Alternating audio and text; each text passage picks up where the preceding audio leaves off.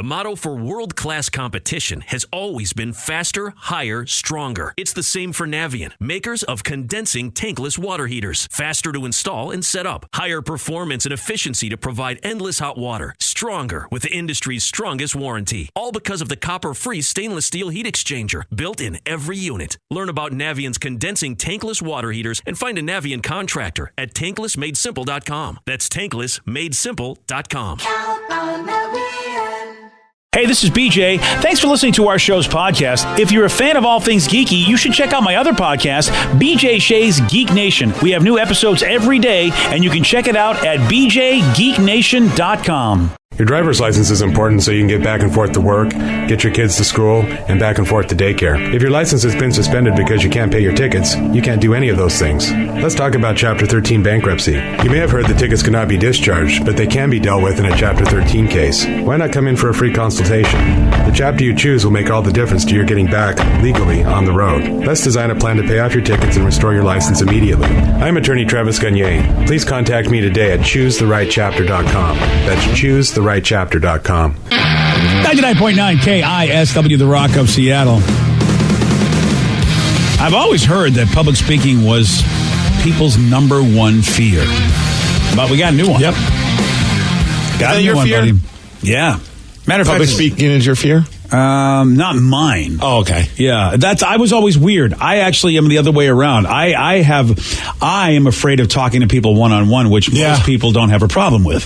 You know, I'm on the same boat as you. It's harder for me to be, not one-on-one I'm okay with. It's 4 or 5 people in a setting, hanging out somewhere, like whether it be at a party. Yeah. I typically just dip out, not leave, but I just sit back and listen and maybe swoop in with a couple lines here and there. But if the conversation's fully focused on me, I get real red in the face, and I'd rather speak in front of, like that time I spoke in front of 60,000 people before the Metallica show. Yeah. That I was more at ease than if I was in a room with 4 people that I didn't really know. If it's us, it's fine. But if it's people I don't really know, man, that's awful. Or even like at a party and you only know like the host and you kind of follow him around like a sad puppy because you're just like, I don't know if I can talk to people right now. Even when like my wife, so we'll go to her friends and I know them all and they're all awesome people and it'll be like a housewarming party. I'm still like a puppy attached to my wife's leg. Like I just don't, like she's like, I'm going to go to the bathroom and I'm like, don't leave me. I'll go with you. She's like, it's not one of those like, you don't understand. I'll just wait outside. I'll guard the door. What am I supposed to do while you're in the bathroom? She's like, talk to the people you know.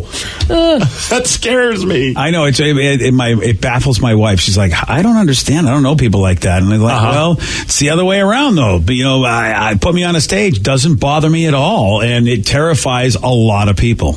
I think it's funny because I feel like we're all the same thing. Well, look what we do for a living. I know, but you would think at least one of us would be more comfortable talking to an intimate group of people as opposed to thousands of people. And I'm fine with the opportunities we've had where we're at the amphitheater, the arenas, or the stadiums and talk in front of that large number of people. Yeah. But if it's like a club and there's 100 people, that to me is way more terrifying because you can make eye contact with everybody there. When it's like one of those giant places, you just kind of look past everyone like, just how you doing? And then people just scream. Yeah, I got over that doing comedy. Yeah, because so I was able to get over that one where it's like I can talk to base. I've done rooms of comedy with 3 people in there, so I can actually, if I'm on a stage, I can talk to any number of people. But I got to be on a stage, or I'm terrified. See, and it's like, well, when we spoke in front of the high school last year, that was the worst. It was so nerve-wracking as opposed to when we do like concert announcements because you can say anything. You can be like enchiladas and people are going to cheer. Whereas you go to the high school and they're just judging you. Oh yeah, I was sweating. Oh dude, and it wasn't the worst because of the play. I mean, everybody was great there. The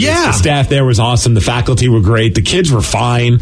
It was just they're just kids. It was just a different environment. Yeah. And then your daughter's drunk, and that's terrifying. Yeah, what is she going to say? Yeah, it just kind of brings you back to high school when you're like, oh my God, these kids aren't going to like me. Oh my God, they're judging me. I hope they don't stuff me in a locker. Sarah they did all of the above. Yes. Yeah. And Sarah was nervous too, but she was the hit of the show for those kids because she was a little ratchet. Yeah, she got drunk and talked about how she went to that school and said negative things, and they were like, wow, so they dug her. Know your crowd. Yeah. Right? Good point, Rev. Yeah, that's a good point. Yeah, she knew the audience. Well, public speaking is actually number 7 on the list. Oh, there are 6 things ahead of it that terrify Americans more. Ooh. Yeah. I'm trying to think of what terrifies people. What? Spiders. Spiders? Spiders. Ooh, you're close, Vicky. Tarantulas, yes. No. Yeah. Because then it's just like a giant spider. You're in the neighborhood as far as it is a creature that does, in fact. Yeah, I'm not afraid of tarantulas because my mom had one when I was a kid. See, that's like a baby, so I was just, I'm okay with it. Anything that like crawly, no. Yeah. Snakes. It's because of the Brady Bunch is what freaked me out about tarantulas. Oh, yeah. That effed up their whole trip to Hawaii. That's why. Yeah, that's why I wasn't digging Hawaii for the longest time. Danny, I think you're a winner, my friend. I think I heard you say it. Snakes. Yeah, that's number one. I cannot do snakes Ever since Samuel L. Jackson got on that damn plane and Indiana Jones, we don't like the snakes. I have had it with these snakes on this plane. I'd rather hold a bunch of snakes than a spider. Yeah, snakes don't really freak me out. Really? No. I mean, granted, I don't want to be I don't want to have like a cobra right in front of me or something like that. But when I see a snake, even like a garden snake, it'll freak my wife out. She'll jump and lose her mind. I'm just like, my grandpa was terrified of them. It was kind of hilarious. I would be too, because you don't see them and I don't know the difference between dangerous ones and not dangerous ones. So that's what would scare me, is like, holy, because I just don't see them that much. Whereas I see spiders all the time. I mean, now hey, by the way, knock on wood. You notice I haven't got bit in almost a year? No, I haven't. Yeah. Sorry. Well, I haven't been sick. I haven't called in spider. Good point. You're right. You haven't called in spider. Yeah. Think again. Let me bust out some spiders. I know. What's the secret? Have you figured out a way to fight those spiders? Maybe I'm Dr. Octopus. Is Johnny Rubber's Dr. Octopus? Maybe so. That would be awesome. Get rid of those spiders. How are you guys with rats? How you guys with rats? You mean the kind of guys that tell on you? Yes. Hey, dirty snitch. I'm not a fan of rats, but I've seen them, so I don't hate them as much as snakes. It's so funny because rats will kind of get, not like scare me, but they'll go. But a little mouse, I think, is adorable. And it's really, what's the big difference? Well, there's a huge difference. Yeah. First off, like Rats are Seattle, bigger. Seattle City rats. I literally watched one climbing a chain link fence one night, and I'm like, I'm out. I'm done. I don't want to deal with They it. look Dude, gangster. in New York, some of those rats were about the size of cats. Yeah, I've seen one of those. They're in Seattle. gangsters, dude. Rats look just like mice are cute. Rats are gangsters. But we like gerbils, we like ferrets, we like those are cute hamsters. too. Rats just are ratty looking. They're Well, it's just 'cause they've been dealt a nasty. bad hand in life. Yeah. I mean, they only spread really bad diseases. There's that too. Of course, that's The ones that freak me out, any of the rodents, are the albino ones with the red eyes. You racist. Oh, okay, yeah. Those creep me out. I'm sorry. I didn't know I was working with a racist. I mean, They give me jump scares. Like if I see a mouse run by me or a rat run by me, it scares me, but I'm not like I can hold them. Yeah. Whereas like a snake, if I saw a snake, I can't touch a snake. You've never held a snake? I mean, no, not held. I've touched one. No, BJ. Wow. A little garter snake, maybe. Ouch. Thank you. All right. How about number two on the list is not a creature, but it's where you may be. It's like it's. Let's just say it's where you're standing. Heights. That's it, Heights. buddy. Yeah, that's my number one.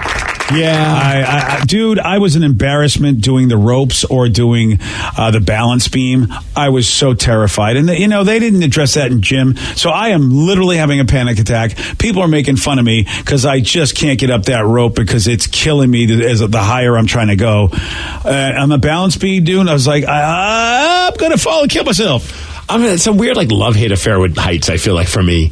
I'm okay with being in a tall building. I remember, growing up, I loved going to the World Trade Center because that's where my dad worked, many, many years ago. So I love to, stand right at the edge and slam my head against the window and look down. I thought that was so cool. But if I'm on top of a building, it could be even 2 or 3 stories high, and I'm at the ledge, that's when I get a little weird. Well, that makes sense because you got no window to stop your head. But, I mean, there's no wind. Nobody's pushing me off of it. It's just a weird thing. I guess it's because, I don't know, for me, it is weird. I can be in a plane, I can be in if I'm enclosed, I'm good. Except, I'm a little wondering what it'll be like to go to the Space Needle because I haven't been there since they remodeled the joint. I know, I want to check it out. I wonder if that glass floor will trip me out. Have you done the Great Wheel? I haven't done the Great Wheel either. Okay, we did the Great Wheel, and that was, it was great. It was, that's probably why they call it the Great Wheel. Yeah, no, you feel like you're in a little mini room, you know what I mean? Because you're fully enclosed. I'm a little worried about that. No, it's like being in a plane, man. Okay, you'll be fine with that one. Oh, really? My plane doesn't spin around and around. It usually goes somewhere, but all right, I'll give it a shot. Well, there's something about it goes very slow, BJ. It's not like it's going very. It's not aggressive. That's the other thing I'm worried about is it'll just start whipping me around like something will go it's wrong. not a ride. I know. There's something about looking down, straight down, that kind of gets you that cartoon effect of the vertigo. Yeah. And I'm not afraid of heights, but I'll get that weird sinking feeling in my gut. I'm like, okay, nope. Gotta be careful. When they brought the virtual reality here, and I was standing on a real tall building, like a Minecraft-looking structure, it was like, whoa! It was that same feeling like, I am afraid I'm going to fall off this thing. And I really, when I fell, they told me to jump, and I did. I really thought, I braced myself for it was scary as hell. And it was just a virtual reality Minecraft cartoon. Dude, it's crazy how that works. I know. I've had those experiences where you lose your stomach for a second. It's weird. Yeah. We had one at my church prayer group or whatever, where they blindfold you. You walk into a room, they blindfold you. Was this a Catholic church? Yes, it was. Okay. And they make you step on this little wooden plank thing. Okay. And then they lift you up, and you feel like you're high above their heads, and then they start shaking the board, and then you fall, and it turns out you're only like 5 inches off the ground.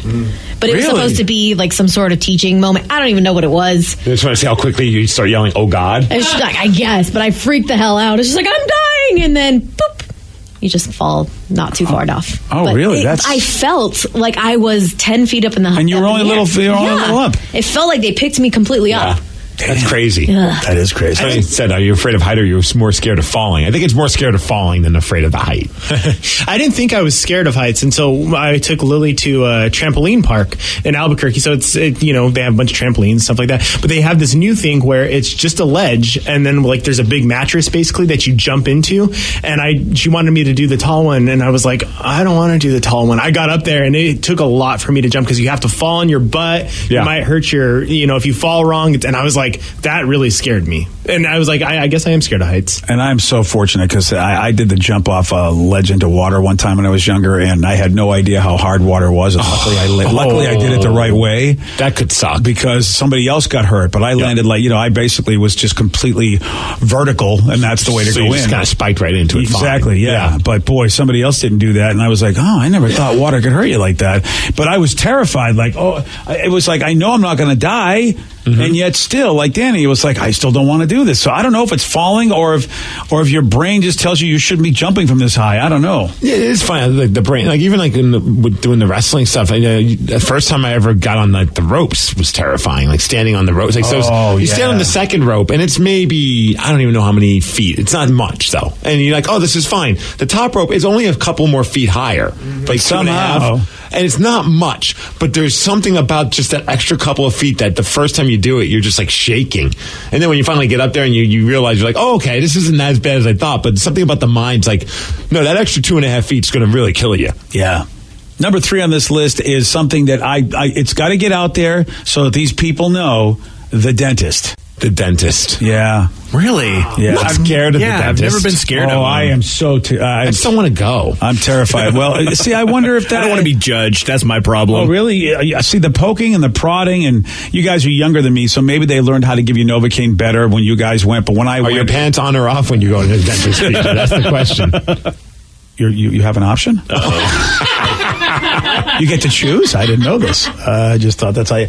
Dude, it was so painful as a kid, and I had a skillion cavities, and Novocaine, the only way they gave it to you, they didn't numb you first. Yeah. They just jabbed that needle in. It was horrific. I remember I was towards the tail end of that. I always wanted to get that laughing gas. Just make me laugh. That was awesome. That's probably why I still enjoy it to this day for different reasons. Maybe I've never had laughing gas. I appreciate laughing gas to a whole nother level because the first time I ever had a cavity, I was 17, and they didn't numb me all the way, so they're drilling into my teeth, and I could feel everything. Yeah, you could. And I'm like, is it supposed to hurt? They're like, no, we'll numb you some more. Didn't help. So I felt the entire procedure. Yeah. Well, needles is the other part. So how about the dentist and needles are all in the same joint? That's number 5. Needles, dentist is number 3. Don't they realize they are like the most terrifying place for pretty much everybody to go to? I'm scared of the dentist. I just don't want to go because it's an hour of my day that I'd rather be at home doing anything else. You know what I mean? It's just a process. I understand it's important, and I get I have to go, but... Man, I just want to go home. By the end of because I go after work. That's what. Same thing with me. And I guess my wife, we go to the same dentist, and apparently I'm a big joke at the dental office because of how often I fall asleep while they're cleaning my mouth and all that. You falling asleep? Right. That's amazing. You can fall asleep while you're. My wife's like, how's my husband as a patient? Like, well, he's real fun to talk to until he falls asleep, which is every time. I can't judge you. I do the same thing. Yeah. How do you fall asleep at the dentist? Right? I had to put a block in my mouth because I would fall asleep and start closing my mouth while they're cleaning my mouth. that is. I wish I could fall asleep at the dentist, and then you wake up, it's done. I've scared the dentist a couple of times. You know when you have those dreams where you're falling, you jerk yourself awake? Oh, yeah. I did one of those in the middle of the chair, and they freaked out. They thought something wrong had happened. Or like even still, if they're drilling you, and all of a sudden you jerk like that, next thing you know, you get a piercing in your cheek. Somebody says my dentist got his drill stuck in my tongue. Oh, no! Huh. Okay, I wouldn't go. And by the way, why do they take your blood pressure at the dentist? They tell me every time. They go, it's high. I go, well, of course it's high. Mine never takes. I've never had mine. Oh, they take mine all the time. You're going to a really weird dentist. Do they check for prostate cancer as well? Why is it I get the full service like that and you guys don't? Because you're old. No, I don't even know anyone that gets there. I've never heard of anyone ever getting there. Oh, yeah, my dentist, they make you do the blood pressure. Interesting. Yeah. Well, of course it's going to be high. Everyone's on edge going to the dentist. I know. That's why I look at them, I go, come on. And they want to talk to you, and you don't have anything to say. And you go, what's that, you nervous? I go, yeah, I'm nervous. It's the damn dentist. Hey, Vicky, Steve, have you ever fallen asleep during a tattoo? I've passed out during. That's the only time. Okay. I've never dozed off during a tattoo. I almost have. Really? Yeah, when I was getting my arm done, I would fall asleep. And my tattoo artist thought that it was like I was passing out. And I was like, no, this is kind of soothing to me. So I fell asleep. Wow. I mean, it wasn't like, don't get me wrong, it was hurting, but it was just to the point of like where my arm was almost just numb because they had been going for so long. Yeah, you hit the certain parts, you can kind of easily do that. Right, yeah. right. No, I've only passed out and I woke up to my tattoo artist handing me a lollipop. And I'm like, damn, that's all I have to do to get a lollipop. Not bad. How do you guys do? I mean, tattoo needles are different than shots or blood drawn. How do you guys do with those kinds of needles? I can't watch them give me this shot. I don't mind the pain. Really? I can't watch blood being pulled out of my arm. Yeah, neither can I. That gets me lightheaded. Which is funny. I don't mind me, but the second I watch somebody else do it, I'm just like, nope. Yeah, I can't do it. And BJ don't feel like it's not just you. Apparently, a few other people said that I got my blood pressure done at the dentist. I don't know why either. One person said they did the blood pressure once. They told me it was a liability issue for them. Well, maybe if they can't do work on you if your blood pressure is too high. But of course it's going to be. I mean, when they tell you it's high at the place, it's like, of course it's going to be high. Right. It's the place. That's a place that stresses people out. It's on the top 10 list of fears. It's number 3, along with the needles, number 5, and they have all of that there. Forget about it. Hey, forget about it. They say it's never wise to get drunk at work, especially if you're a daycare worker. I mean, I can see why you'd want to drink on the job, but it's still not a thing you should do. I'll tell you what happened at 8:17 on The Rock. BJ and Migs, mornings on The Rock, 99.9 KISW. 99.9 KISW, The Rock of Seattle. An Illinois daycare worker accused of being drunk while watching babies has been arrested and charged. Good old Regina. Regina. Yeah, I should have known her name was Regina. Regina. Yeah, she was charged with 2 counts of endangering a child, 1 count of reckless conduct. According to the cops, a mom went to pick up her kid from the daycare, and when she got there, police said that she saw Regina fall to the ground. And the mother told police that Regina was holding the child when this happened. Whoa. Yeah. The mother called 911 thinking Regina fainted because of her blood sugar, thinking, maybe her blood sugar's low. This ain't good. First responders arrived, and police said they realized, good old Regina, she was just drunk off her ass. Good news and bad news. Yeah. Regina, who's looking after your children, does not have blood sugar issues. Oh, good. But she was drunk while looking after your children. Sorry, Ossifer. Yeah. Lots of empty alcohol bottles were on the scene. Yeah. How much did she drink? Yeah, I guess a lot. Luckily, Regina or the kid wasn't hurt. That's the good news when she fell. She didn't hurt anybody. And Regina said she was sorry for what she did, so she wasn't, at least she wasn't drunk enough to go, F all you people, you know what I mean? She at least, I guess, sort of felt bad. Look, I'm not saying, I'm sure there's some jobs where you could easily just show up with a couple drinks in you. Yeah. You know what I mean? There's certain places that, hell, you can maybe even be completely rip-roaring drunk while working there. But I feel like the one place that you should absolutely not be drunk is when you're looking after somebody else's child. And the problem is you got a lot of somebody else's childs that you actually have to look after. Right. And that will make you want to drink. That's just freaky, man, when you think about, like, you're handing over your child to this person and you hope that it's been screened properly. Yeah. And I was reading about this story where, like, they were trying to find, like, information about Regina and, like, if she's a licensed person to be able to do this daycare stuff, and they can't find any details on that. So I don't know what kind of, like, shady daycare place this was.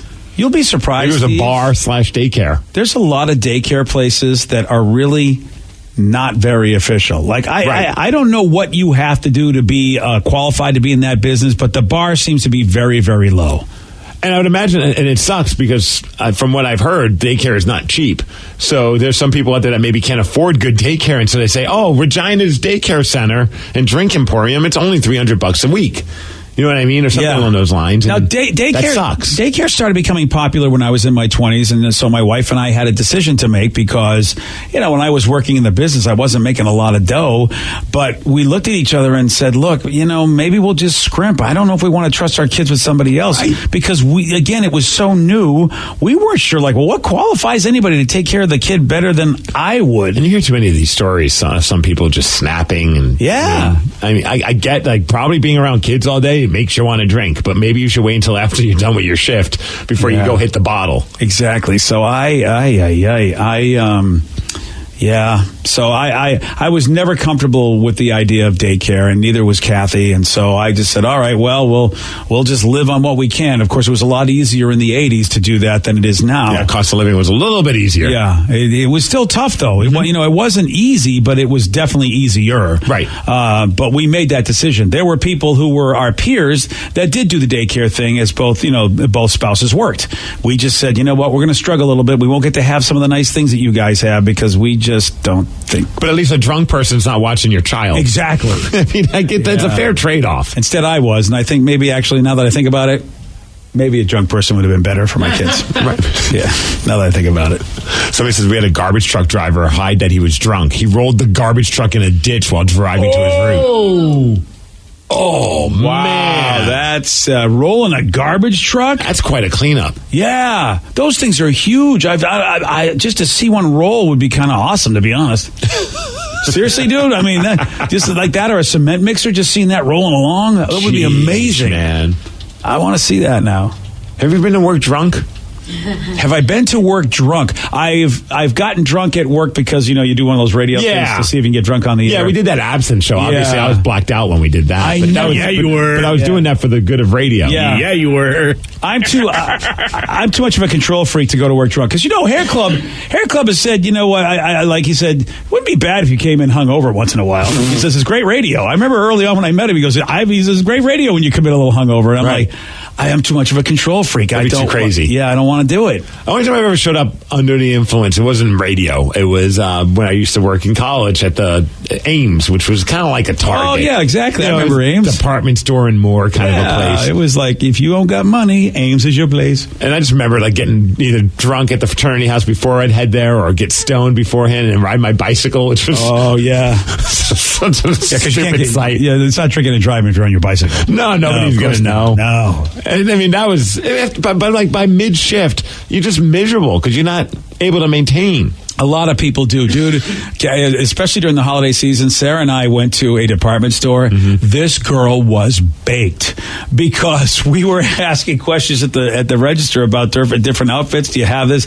Dude, the answers, her eyes, it was quite a party. Mm-hmm. She'd be like, is that the one you want? Yeah, we're looking. Do you have another one of these? That one? And I'm like, whoa, you are so wake and bake. She had to be like, maybe, if she was lucky, she was 21. Yeah. And I'm looking at her, dude, she was gone. I heard that recently happened at a food court in a mall. And it was just like, you could just tell this person was not there anymore. See you later, baby. Right. They just had a safety meeting outside the mall. Yeah. And they came back for their shift. Yeah. I mean, they were forgetting the order, and it was two things. Yeah. What'd you want again? Yeah. I just wanted two things. Could I just get drink and a piece of food? Is that okay? So, do you want that food with the drink? No, forget about it. Is that small or medium or large? Oh, man, it's like, wow, bro. Dr. Pepper? No, Diet Coke. Yeah. Okay, a Diet Dr. Pepper right away, sir. But it was entertaining because I'm like, it's not harming anybody. Well, that is the funny thing. When you get Stoney McGee, you're just like, that's when I'm kind of like, I'm going to see how much he can remember and what happens. Right. I might get this food for free. This will be great. Hope he forgets to ring it up. Yeah. Oh, yeah. That's very, very possible. Vicky, have you ever gone to work under the influence or anything? No, I've never gone to work under the influence, but I've gotten under the influence at work. Well, because you work in the restaurant industry. Yeah. I think that goes without saying, right? Yeah, there were a few times where all the customers were jerks that day, and the bartender just looks at me. It's like, would you like a mimosa? No. Or sometimes it'd even be, we had code words. Would you like a Coke, no ice? Oh. So we had code words on how to give the kitchen alcohol when they were being jerks. It's like, hey, can I get a Coke, no ice for, our head chef over here? Oh, nice. I like that code word. I'm going to try that and see if the rest... Well, I mean, it was just between us. But I bet a lot of restaurants have code words. What if I walk in and do a code word? They look at me like, what? If you ever hear that there's a unicorn in the restaurant, that's not a good thing. Oh, what? I thought unicorns are good things. Yeah, I was called a unicorn once. I thought it was a pot. No? No, well, that's what some people call cockroaches. Oh. So you don't say that word out loud. Oh. It's like, dude, I just Why would you associate a unicorn with a cockroach? It's not something you don't always see, and it's, we don't actually want to see a cockroach out loud. I just saw a unicorn. Well, if somebody says I just saw a unicorn in the restaurant, I'm like, what the hell are they talking about? Now I know. Yeah, because sometimes the alleys in some Seattle streets kind of have a lot of bugs and buddies out there. Yeah, that's not good. But yeah, You should say you have a Walter Bradley in the restaurant. What's Walter who is Walter Bradley? That was Cockroach on the Cosby Show. Oh, wow, that just happened. Wow, right. Really? That was his nickname. Okay.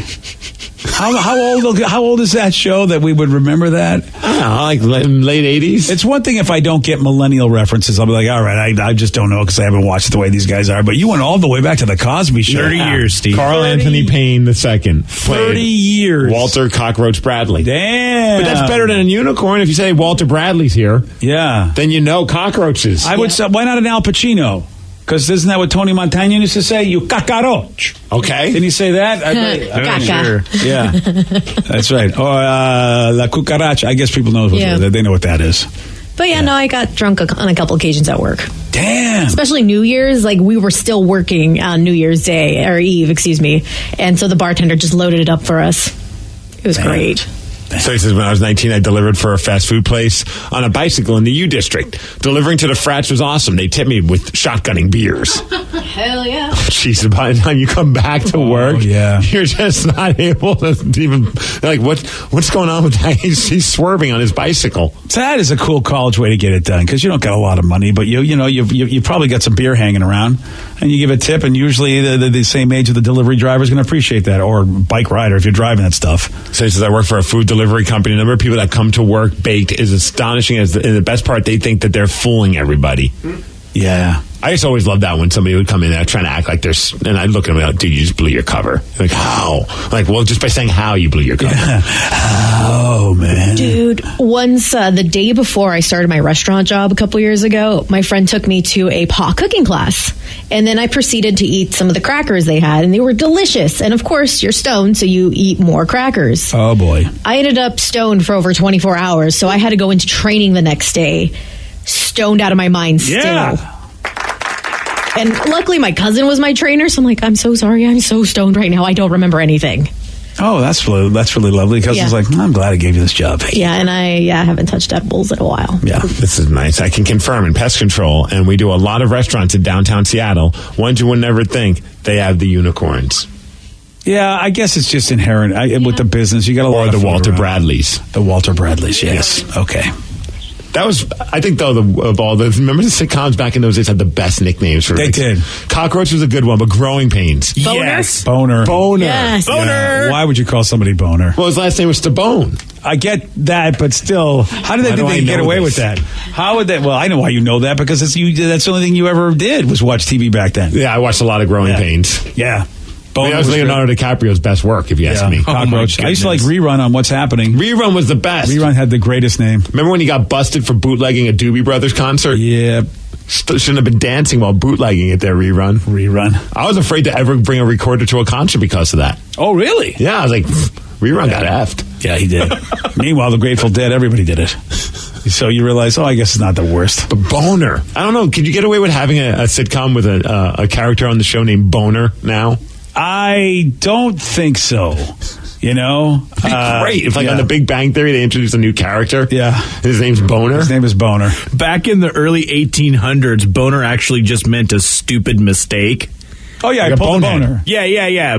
So it was kind of, I don't understand why they could name him in the 1980s that, but yeah, right? People were still saying I pulled a boner, and we would laugh. Like, the older folks didn't know we were using boner for what it was, and so people would still go, oh, man, I pulled a boner. Like, every once in a while, like, there's one of my father's brothers who was in his 60s would say it, and we'd all laugh. There's some old Batman comics where it was Joker trying to make Batman pull a boner. And they're fantastic. They're up. They're out on the internet out there. Yeah, dude. I didn't realize I did a Wikipedia search on Boner from Growing Pains. Hey, what a tragic ending! I didn't realize that. Is he not alive? Andrew Koenig. Yeah, he took his life. Oh wait, that wouldn't be Walter Koenig's kid. Yes. Yeah. Oh yeah, I forgot he played that guy. That's right. Wow. But I forgot that. I knew his last name was Stabone. I forgot his first name in Growing Pains was Richard. Richard Stabone. You knew they were doing Boner for that reason. Boner joke. Wow. I didn't realize he played Boner. Yeah, I forgot all about that. And Walter Koenig plays Mr. Chekhov in the original Star Trek series. That's how we know Walter. We had him on the show talking about that, actually. Yeah. Wow, I forgot he was Boner. Yeah. Oh, that's, another, and again, you got a kid that's a child actor of a dad actor, and boy, that's unfortunate but he really did have some mental health issues. That was really what we found out he was going through. Wow. Got this unidentified Australian vegan bride who banned meat-eating family members from her wedding. Great. Sounds like your wedding.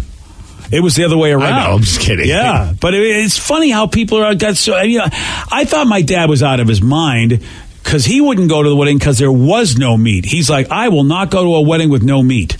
And I mean, to this day, it was such a bizarre argument, because everybody in the family said, what is wrong with you? Even to they were like, are you out of your mind? Your son's wedding. How do you not go because there's not going to be any meat?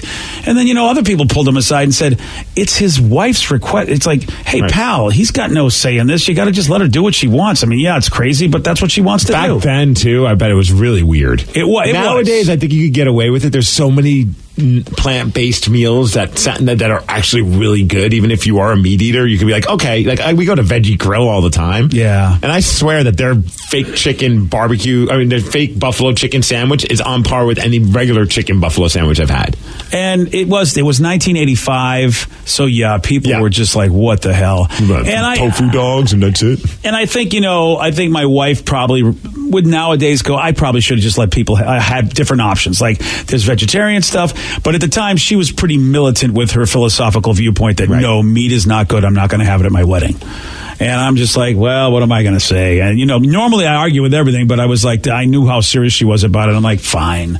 I don't care. I'm getting married to you. That's all I care about. Why do people make their weddings so complicated, though, in these situations? That's because I tell you, because guys aren't running them. If guys were running weddings, they'd be fantastic. It's a party. It's supposed to be a party. Let's have fun. I would have an open bar and pay for nothing else. No fancy this, no fancy that. I wouldn't have any fancy center displays on the table. Spend all the money on the open bar, and everybody has a great time. That was the thing where I was like, I knew my wife's family, none of them really drank.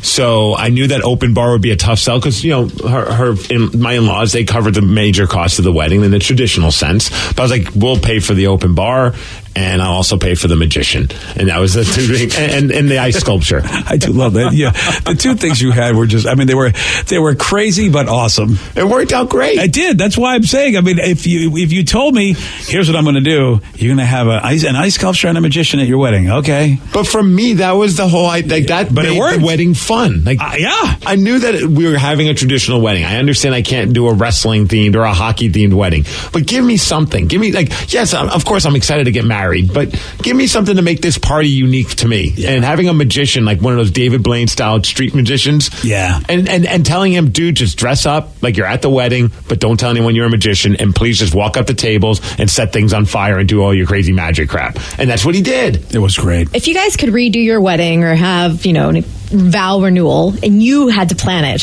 what would be one of the main big things that would have to happen? I would... would yours be Star Trek themed, or... I think I'd have Scarlett Johansson be my bride. I feel like your wife would want Scarlett Johansson to be her bride, too. Yeah, well, you know what? I suppose that'll work for her as well. I would love to come out like as if it was a wrestling match. Ooh. Full on lights, announcer. Costumes. Oh, like Ric Flair robes. Yeah. Both of us. That's awesome. Right. Yeah, that would be cool. I know that she's not into it, so that would be weird. I think now I could pull it off. If we had I think I could get her to do it now. She's a little more in tune with wrestling. Yeah. I think she would have a little bit of I think she'd be willing to give me that, but not then, no. You could even have Lulu involved. Right. Oh, mine would be her own sequenced robe. Mine would be totally board game themed. I would probably hire one of the major board game companies to basically just have everybody play games, and everybody would get free games that went. Ooh. So they get these game bags. I mean, that's probably what I would do if I were to get married again. That way, it's just like, yeah, you do all the traditional stuff. We'll get fed, we'll do whatever. But instead of dancing, we're just going to play board games all day. For the wedding, and then we'd just run around doing all that. And, yeah, okay, I can see that. And then people would teach people who were a little uncomfortable, because these companies will have their ambassadors, so they'll be there at the table guiding you through all the rules, so you don't even have to worry about that for the folks that don't know how to play but still can have a good time. I'm totally picturing your aisle just kind of like a little track board on a board game. Oh, that would be fun. It's a good idea. I like that idea. The dance floor is just like a checkers board. Oh, yeah. Well, I mean, checkers. Or is that too lowbrow for you board gamers? It's kind of lowbrow. Yeah, it's okay. I mean, we'll let it go. Fine, human cats exploding. Well, you know what?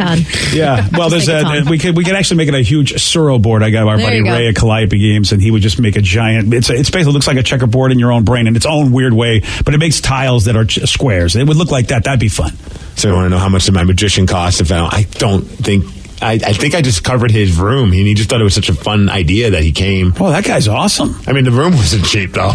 Remember that place? That was a nice place. Yeah, Will's Lodge, yeah. But it was worth every penny. He was just like, yeah, as long as I could just like party and hang and bring my wife and, treat it like as if we're guests as well. I'm like, yes, please. See, these are all great ideas. Instead, this woman just, goes on a vegan Facebook group, and she says, just for some context, some family members were told they are not invited to my wedding because we don't want to host murderers. That's how she put it. This is the kind of wife that once they get married, it's like, you're not hanging out with this friend, you're not hanging out with that friend, He likes chicken. Honest to God. Like, he's a murderer. It really irritates me. It irritates me. Murderers can't come to my wedding. I get that you think that eating meat is not for you, but my God, science just proves that you're a moron. Because you know what? Are animals murderers? They just do what they do and they eat what they're supposed to eat. And you know what? Humans can eat either or. Okay, we got the whole system for that. So I'm just so tired of murderers, and I'm tired of that extreme viewpoint. Shut up. What I love is when it's somebody that comes from an extreme viewpoint, like someone that's a very militant vegan that says something like that, and you would think then, okay, where she posted it on a vegan Facebook group, that everyone would be like, yeah, way to stick it to them. And apparently, a bunch of the vegans on that Facebook group were calling her an idiot. Like, you're just an idiot. Like, this is stupid. Come on. Because a lot of vegans aren't doing it for philosophical reasons, like your wife. Right. My wife, she does everything in her power not to let anyone know. It's not like she's like one of the ones that's just like lets everyone know immediately that she's a vegan. She tries to make wherever we go eat work if we're going out like with some friends, because she doesn't want to make it difficult, and she's not going to preach to anybody. Like, she has her reasons for doing it. It's health based, but she's not going to be like somebody that's like, how dare you eat chicken? And even people that are doing it because of the animal, all that stuff. I've met people that are like, you know what, this is my lifestyle, and if it's not your lifestyle, that's totally fine. I'm going to continue doing mine. They are reasonable people. Well, you're never going to change someone's opinion by shaming the other person, right? Oh no, that doesn't work. Last I checked, really. Could be wrong. Oh, I don't know, man. I see politicians do it all the time. It must work, right? They do it all the time. My phone says my wedding cost only $954. Nice. It was a massive barbecue potluck party that happened to have a bride and a groom hanging out. One of my favorite photos is my husband and I holding our red Solo cups that said bride and groom in a Sharpie. It was totally classy and traditional from Rose in Tacoma. Hey, Rose, man, you were you must have been the find of the century for your husband, because who could even have a wife cool enough that would dig that? Dude, the picture of them holding those Solo cups with bride and groom on it, I need to see that. That's awesome. Dude, our wedding was a Hare Krishna wedding, which, she was really, really into it at the time, and I knew enough about the culture because I used to go with her every Sunday. But they really did a nice job for us, and we weren't exactly full-fledged Hare Krishnas, so, and we're not even part of it anymore. But man, They did great vegetarian food. I'm telling you right now, the Hare Krishnas know how to cook some, and it's Indian style, and it was awesome. And they made lasagna, actually. Nice. Which was really cool, because that's not normally the cuisine you make in the Hare Krishna religion, since it's an India-based philosophy. And they cooked a mother of a lasagna for our thing. And I was just thinking, my dad would have loved this if he just had come, because he loved lasagna. Sure, it was so damn good. The whole thing, yeah. Yeah, he couldn't get past the whole thing. But I'll tell you, didn't matter that. He bought us a mobile home because he felt that bad. Well, it all worked out in the end. It worked out. I mean, I got to tell you something. I was so happy that next year when he said, look, I was kind of a jerk. I'm going to buy you something. I'm like, wow, that worked out. A sweet guilt purchase. Yeah, I'm like, you know what? I said to my wife, we should get married again and not have him come. That's an epic guilt purchase. That was a super... My dad, when he finally realized he was wrong about something, he went over the top with guilt purchases. It was like... That's why I always try to win arguments with him, because I knew if I could win and he would believe it, I would make bank.